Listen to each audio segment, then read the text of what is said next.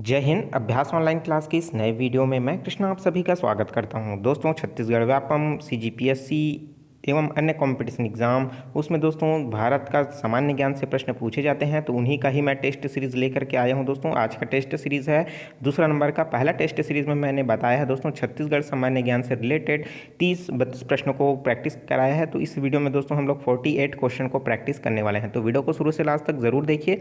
Test series के तौर पर दोस्तों कॉपी पेन उठाइए और जो है दोस्तों क्वेश्चन नंबर डाल के रखी रहिए, और उसके बाद जो है दोस्तों राइट आंसर जो रहेगा उसके सामने सही का, अगर आपके साथ जो आंसर सही होता है तो सही लगाइए, अगर गलत हो जाता है तो गलत लगाइए, और लास्ट में सभी को काउंट करिए दोस्तों और देखिए कि आपका जो है कितना नंबर जो है आता है। एक क्वेश्चन 1 पॉइंट का रहेगा। आप अपने अकॉर्डिंग जो है दोस्तों माइनस मार्किंग भी रख सकते हो या बिना माइनस मार्किंग के भी रख सकते हो, ठीक है।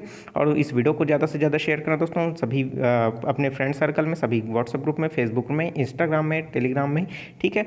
और जो स्टूडेंट नए हैं चैनल को जरूर सब्सक्राइब करके नोटिफिकेशन बेल आता है जरूर ऑन कर लीजिएगा, ठीक है। और दोस्तों इसका पीडीएफ जो है आपको मिल जाएगा। कैसे मिलेगा मैं आपको इस वीडियो के दौरान बताऊंगा, ठीक है। तो वीडियो को लास्ट तक जरूर देखिए। तो चलिए दोस्तों देखते हैं, स्टार्ट करते हैं। पहला प्रश्न है दोस्तों बहुलकों, जिसको आप इंग्लिश में पॉलीमर कहते हैं, उसके जो मध्य कौन सा जो एक जैवक्षीय होता है। तो दोस्तों जो पॉलीमर होते हैं उसके मध्य में एक जैवक्षीय होता है, क्या होता है? पॉलीथीन, पॉलीस्टाइरीन, टेरेलिन या पीवीसी। पीवीसी का फुल फॉर्म क्या होता है दोस्तों? Polyvinyl chloride. तो इसका राइट आंसर क्या हो जाएगा दोस्तों? कमेंट करके जरूर बताइए, अपने कॉपी पेन में जरूर लिखिए। तो इसका जो राइट आंसर हो जाएगा दोस्तों टेरेलिन, ठीक है। तो ऑप्शन नंबर 3 क्या हो जाएगा? इसका सही आंसर हो जाएगा। एक एक क्वेश्चन दोस्तों एक एक पॉइंट का रखा हूँ मैं, आप अपने हिसाब से जो रखना है रख सकते हो। चलिए दोस्तों देख लेते हैं दूसरा प्रश्न। भारत में वर्ष 2017-18 के चतुर्थ त्रैमासिक के लिए स्थिर कीमतों पर क्या आर्थिक वृद्धि दर अनुमानित की गई है? तो दोस्तों क्या आर्थिक वृद्धि दर अनुमानित की गई है वर्ष 2017-18 की चतुर्थ त्रैमासिक के लिए, ठीक है। तो ऑप्शन दिया है 7.2%, 7.7% और जो है 6.5%, 6.7%। तो दोस्तों इसका जो राइट आंसर हो जाएगा वो क्या हो जाएगा? वो दोस्तों क्या रखा गया था? 7.7%, ठीक है। तो ये क्वेश्चन जो है दोस्तों पूछा जा चुका है, संभवतः ये क्वेश्चन नहीं आएगा, ठीक है। तो चलिए देखते हैं दोस्तों नेक्स्ट क्वेश्चन। तो नेक्स्ट क्वेश्चन है दोस्तों ICC of hall of fame 2018 की सूची में किस भारतीय क्रिकेट खिलाड़ी को सम्मिलित किया गया था? तो दोस्तों 2018 की सूची में किसे सम्मिलित किया गया था? सचिन तेंदुलकर को, सौरभ गांगुली को, राहुल द्रविड़ को या विराट कोहली को? तो दोस्तों इसका राइट आंसर क्या हो जाएगा? तो इसका राइट आंसर हो जाएगा राहुल द्रविड़, ठीक है। ऑप्शन नंबर 3 इसका राइट आंसर हो जाएगा। चलिए दोस्तों देखते हैं क्वेश्चन नंबर 4। अम्ल वर्षा जल के पीएच का किसके पास होता है दोस्तों? तो इसका जो पीएच मान होता है पावर ऑफ हाइड्रोजन, हाइड्रोजन की जितनी शक्ति होती है उसका क्या कहलाता है? Power of hydrogen. तो दोस्तों अम्ल वर्षा का जो पीएच मान होता है कितना होता है?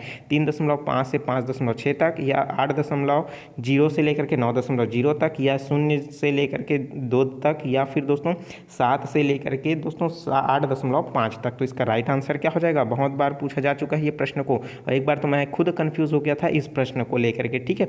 तो कमेंट करके जरूर बताइए दोस्तों इसका राइट आंसर क्या हो जाएगा। तो इसका राइट आंसर जो हो जाएगा दोस्तों वो हो जाएगा 3.5 से लेकर के 5.6 तक हो जाएगा, ठीक है। तो देखिए दोस्तों इसमें एक बार प्रश्न जब पूछा था, जब मैं फंसा था इस प्रश्न में, ठीक है। इसमें क्या हुआ था? तो प्रश्न में ये बोला था दोस्तों कि अम्ल वर्षा जल के पीएच मान कितना होता है। तो यहाँ पर देखिए ऑप्शन नंबर 7.0 से 7.0 ही था, ठीक है। ऑप्शन में 7.0 से 7.0।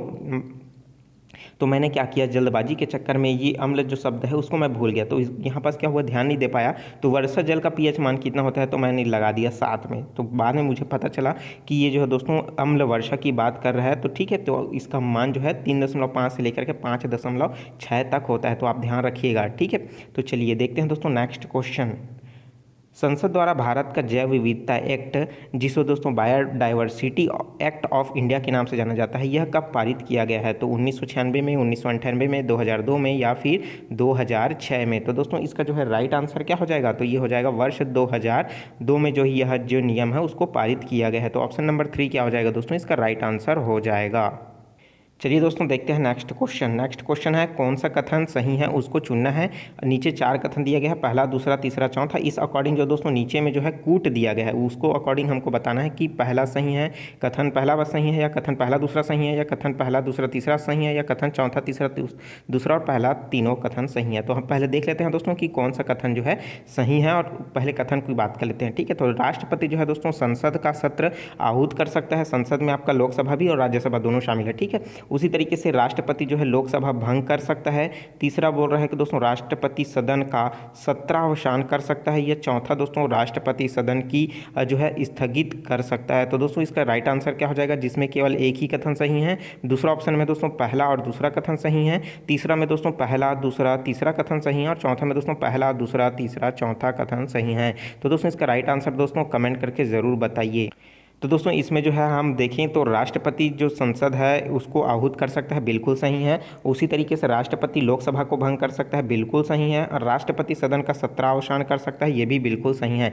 लेकिन दोस्तों राष्ट्रपति जो है सदन को स्थगित कर सकता है, ये बिल्कुल भी नहीं है। ठीक है, ये वहाँ के जो है सभा अध्यक्ष सभापति कर सकते हैं। लोकसभा के सभापति और राज्यसभा के राज्य सभापति कर सकते हैं। ठीक है, तो ये जो है अधिकार जो है उनको नहीं मिला है। तो ये क्या हो जाएगा दोस्तों, पहला दूसरा तीसरा कथन बस सही है। तो ऑप्शन देख लेते हैं दोस्तों, पहला दूसरा तीसरा कथन।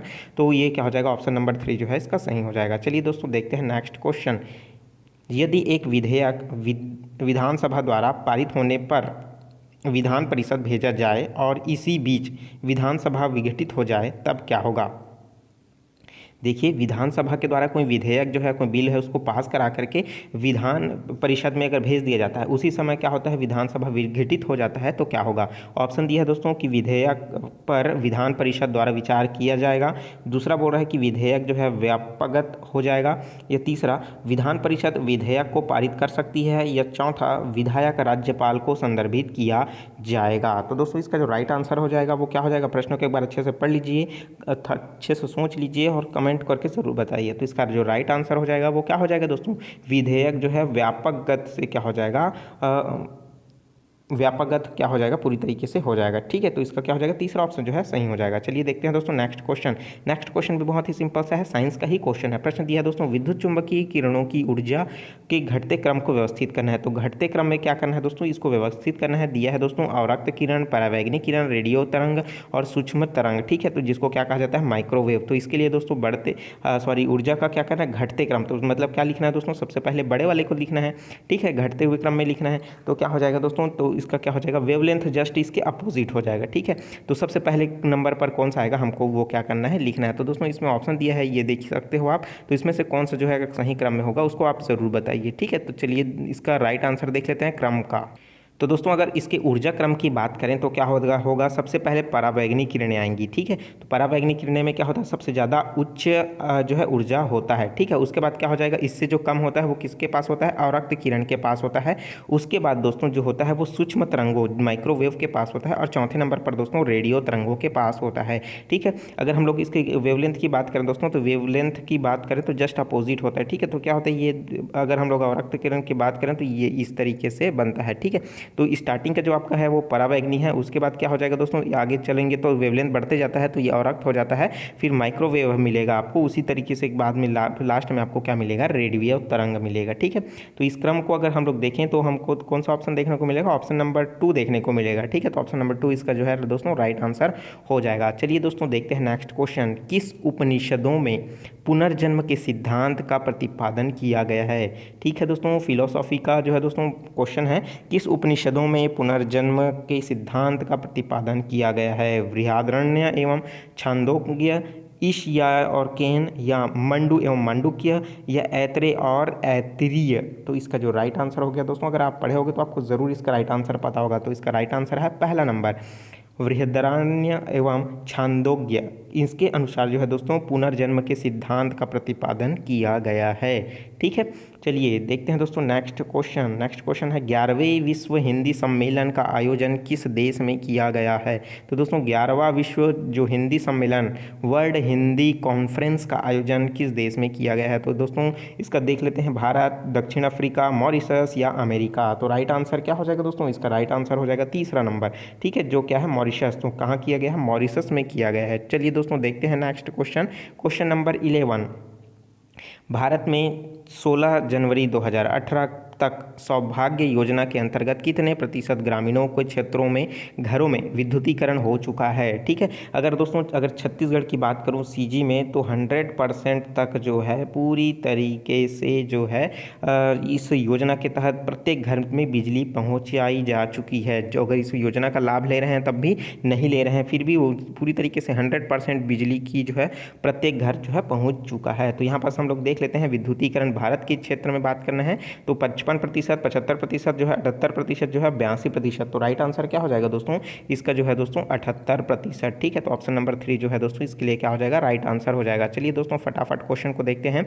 रानी रुद्रमा देवी दक्षिण भारत के किस राजवंश से संबंधित है। तो दोस्तों जो रानी रुद्रमा देवी जो है दोस्तों आपने पढ़ा होगा छत्तीसगढ़ का जो है काकतीय वंश, उसमें आपको इसका नाम सुनने को मिला होगा। तो दोस्तों इसका राइट आंसर क्या हो जाएगा, काकतीय वंश हो जाएगा। ठीक है, चलिए ऑप्शन बताना भूल गया मैं, सीधा आंसर ही बता दिया। चलिए देखते हैं नेक्स्ट क्वेश्चन। प्राचीन काल में किस कला शैली में छांडवियों एवं योगिनियों व अप्सराओं की जो है नारी मूर्तियां देखने को मिलती है या इन पर उकेरा गया है। तो दोस्तों किसमें, गांधार शैली में, जो है अमरावली शैली में, मथुरा शैली में या मेवाड़ शैली में। तो जिसमें दोस्तों यक्षिणियों एवं योगिनियों इसके अलावा अप्सराओं की जो नारी मूर्ति उकेरी गई है वो मथुरा शैली में उकेरी गई है। तो ऑप्शन नंबर क्या हो जाएगा, तीसरा सही हो जाएगा। चलिए देखते हैं नेक्स्ट क्वेश्चन। वर्ष 2019 एवं 1929 में इलाहाबाद में आयोजित प्रथम अखिल भारतीय राष्ट्रीय मुस्लिम सम्मेलन की अध्यक्षता किसने की थी। तो वर्ष 1929 में इलाहाबाद में आयोजित प्रथम अखिल भारतीय मुस्लिम सम्मेलन की जो अध्यक्षता है कौन किया था, डॉक्टर M.A. अंसारी, अब्दुल कलाम आज़ाद, उसी तरीके से जो है खलीकुज्जाम, उसी तरीके से रफ़ी अहमद किरवई। तो इसका जो राइट आंसर है वो क्या हो जाएगा दोस्तों, ये हो जाएगा अब्दुल कलाम आज़ाद। ऑप्शन बी जो है इसका राइट आंसर हो जाएगा। चलिए देखते हैं दोस्तों नेक्स्ट क्वेश्चन, क्वेश्चन नंबर है 15। वर्ष 1946-47 की अंतिम सरकार में सरदार वल्लभ भाई पटेल किस विभाग के मंत्री थे। तो दोस्तों जब स्टार्टिंग हुआ था, भारत आज़ाद हुआ था, तो उस समय जो है दोस्तों सरदार वल्लभ भाई पटेल को जो है किस विभाग का मंत्री बनाया गया था, रक्षा मंत्री, रेलवे मंत्री, गृह मंत्री, वाणिज्य मंत्री। बहुत बार पूछा जा चुका है, वेरी इंपॉर्टेंट क्वेश्चन है ये वाला। ठीक है, तो इसमें तो दोस्तों प्रश्न क्या हो जाएगा, इसमें का राइट आंसर तो वो हो जाएगा दोस्तों गृह मंत्री। ठीक है, तो गृह मंत्री ऑप्शन नंबर 3 इसका क्या हो जाएगा, राइट आंसर हो जाएगा। चलिए दोस्तों देखते हैं नेक्स्ट क्वेश्चन। विश्वरैया जो लौह इस्पात कारखाना है कहाँ स्थित है। तो विश्वरैया लौह इस्पात कारखाना कहाँ स्थित है दोस्तों, बेलारी, भद्रावती, सलेम या विशाखापट्टनम। तो इसका जो राइट आंसर है वो क्या हो जाएगा दोस्तों, तो इसका राइट आंसर हो जाएगा बेलारी। ठीक है, तो बेलारी पहला ऑप्शन क्या हो जाएगा, सही हो जाएगा। चलिए दोस्तों नेक्स्ट क्वेश्चन देख लेते हैं। सूची को मिलान करना है, पहले तरफ दिया है विज्ञान क्रिया और दूसरी तरफ दिया है उसकी अवस्था। जैसे क्या होता है दोस्तों, वाष्पन, ऊर्ध्वपातन, हीमन, गलन एवं दूसरा और दिया है संघनन। ठीक है, तो इन सब के बारे में आपको पता होगा। तो क्रम मिला देना है दोस्तों, इधर से एक साइड से आपको देखने को मिलेगा, ठोस से द्रव, द्रव से गैस, गैस से ये सब है। ठीक है, तो सिंपल सा प्रश्न है दोस्तों, तो आपको पता ही होगा। देखिए वाष्पन किस में से होता है दोस्तों, ये होता है आपका द्रव से गैस में जो परिवर्तित होता है। ठीक है, मतलब क्या हो जाएगा दोस्तों, आपका जो है लिक्विड से किस में कन्वर्ट होता है दोस्तों, ये गैस में कन्वर्ट हो जाता है। ठीक है, उसी तरीके से ऊर्ध्वपातन क्या होता है दोस्तों, सॉलिड से किस में जाएगा, ये गैस में कन्वर्ट हो जाएगा। उसी तरीके से हीम मतलब क्या होता है दोस्तों, बर्फ़ का जमना। ठीक है, तो वो किससे हो जाएगा, आपका जो है लिक्विड से किस में आया, ठोस में, मतलब लिक्विड से सॉलिड में आया। उसी तरीके से क्या हो जाएगा, गलन मतलब क्या होगा दोस्तों, ये सॉलिड से किस में आएगा, लिक्विड में आ जाएगा। ठीक है, उसी तरीके से क्या हो जाएगा दोस्तों, आपका जो है संघनन में क्या हो जाएगा, लिक्विड से किस में बदल जाएगा ये जो है गैस से किस में बदलेगा, गैस से जो बन जाएगा ये लिक्विड में बनेगा, वो क्या कहलाता है आपका संघनन। तो इस अकॉर्डिंग जो है आप जमा पाओगे तो आपको अच्छे से प्रॉब्लम नहीं होगा, आसानी से सॉल्व कर पाओगे। ठीक है, तो इसमें थोड़ा सा इसको मैं जूम आउट करने की कोशिश कर रहा हूँ लेकिन ये नहीं हो पा रहा है। ठीक है, तो ऑप्शन में आप देख सकते हो, यहाँ पास आप मिला पाओगे, सिंपल सा प्रश्न है। चलिए देखते हैं दोस्तों नेक्स्ट क्वेश्चन। कल्हड़ की राजतरंगिणी के अतिरिक्त किस खेल ने एक अन्य राजतरंगी की रचना की थी। तो वो है दोस्तों क्षेमचंद्र, राजशेखर, बिल्हण और झोनराज। ठीक है, तो दोस्तों कल्हण और बिल्हण में आपको जो है थोड़ा सा कन्फ्यूज़न हो सकता है। तो राजतरंगी जो रचना है वो कल्हण के द्वारा और उसी के तरीके से जो रचना की गई है उनके जो कवि हैं उनका नाम बताना है। ऑप्शन 4 ऑप्शन जो है नीचे दिया गया है। तो राइट आंसर क्या हो जाएगा दोस्तों, इसका क्या हो जाएगा, जोनराज। ठीक है, तो जोनराज जो है राजतरंगिनी की तरह ही इन्होंने रचना की थी। ठीक है, तो ये क्या हो जाएगा, चौथा ऑप्शन इसका सही हो जाएगा। चलिए देखते हैं दोस्तों नेक्स्ट क्वेश्चन। मानव किडनी पथरी में उपस्थित मुख्य रासायनिक यौगिक कौन होता है। तो दोस्तों जो मानव किडनी होता है उसमें पथरी में उपस्थित, मतलब जो पथरी होता है वो कुल मिलाकर के कौन सा रसायन का बना होता है, इस तरीके का पूछ रहा है प्रश्न को। ठीक है, तो उपस्थित मुख्य रासायनिक यौगिक का हमको नाम बताना दिया है, urea, calcium carbonate, calcium oxalate या कैल्शियम सल्फेट। तो इसका जो राइट आंसर हो जाएगा वो क्या हो जाएगा दोस्तों, कैल्शियम ऑक्सलेट हो जाएगा। ठीक है, चलिए देखते हैं दोस्तों नेक्स्ट क्वेश्चन। नेक्स्ट क्वेश्चन है क्वेश्चन नंबर 20। हबल क्या है। तो दोस्तों हबल नाम आपने सुना होगा, तो ये हबल क्या है, उपग्रह है, दूरबीन है, मिसाइल है या रॉकेट है। तो इसका जो राइट आंसर हो जाएगा वो क्या हो जाएगा दोस्तों, ये हो जाएगा दूरबीन। तो हबल क्या है, एक प्रकार का दूरबीन है। ठीक है, तो वीडियो कैसा लगा दोस्तों, 20 क्वेश्चन है, 20 क्वेश्चन मैंने बताया और नेक्स्ट इसका पार्ट आएगा दोस्तों जिसमें मैंने एक क्वेश्चन बताऊंगा 21 से लेकर के आपको ले जाऊंगा 48 तक के क्वेश्चन को कराऊंगा। ठीक है, तो वीडियो अच्छा लगा हो जरूर लाइक कर दीजिए और जो स्टूडेंट नए हैं चैनल को जरूर सब्सक्राइब करके नोटिफिकेशन बेल आता है दोस्तों जरूर ऑन कर लीजिएगा। ठीक है, और इस वीडियो को ज़्यादा से ज़्यादा शेयर करें व्हाट्सएप ग्रुप में, फेसबुक ग्रुप में, इंस्टाग्राम में, स्टडी मेटर ग्रुप में, ताकि इस वीडियो का फायदा भी सभी लोगों को मिल सके। दोस्तों इसका जब नेक्स्ट पार्ट आएगा तब इसका PDF जो है आपको मेरे टेलीग्राम ग्रुप अभ्यास ऑनलाइन क्लास में मिल जाएगा। ठीक है, तो थोड़ा सा नेक्स्ट पार्ट का वेट कीजिए और जैसे ही मैं उसका क्लास कंप्लीट लूँगा तो दोनों का PDF एक साथ आपको मिल जाएगा। ठीक है, तो चलिए दोस्तों मिलते हैं और इसका पहला पार्ट जो है टेस्ट सीरीज़ का जिसमें मैंने CG के बारे में बताया आप उसको ज़रूर देख लीजिएगा। ठीक है, उसमें 30 से 32 क्वेश्चन मैंने प्रैक्टिस कराए हैं। तो छत्तीसगढ़ के इंपॉर्टेंट क्वेश्चन है जो व्यापम के द्वारा और PSC के द्वारा पूछा गया है, तो उन क्वेश्चन को जरूर देख लीजिएगा। और इसके लिए कौन सा बुक बेस्ट रहेगा मैंने नीचे डिस्क्रिप्शन में लिंक दे रखा है, वहाँ से जरूर चेकआउट कर लीजिएगा। और साथ ही साथ प्लेलिस्ट में भी आप मैथमेटिक्स एंड रीजनिंग के जो क्वेश्चन हैं उनको भी जरूर देख लीजिएगा। ठीक है, तो चलिए मिलते हैं दोस्तों नए वीडियो में नए जानकारी के साथ। मुझे दीजिए इजाजत, take care, all the best, जय हिंद।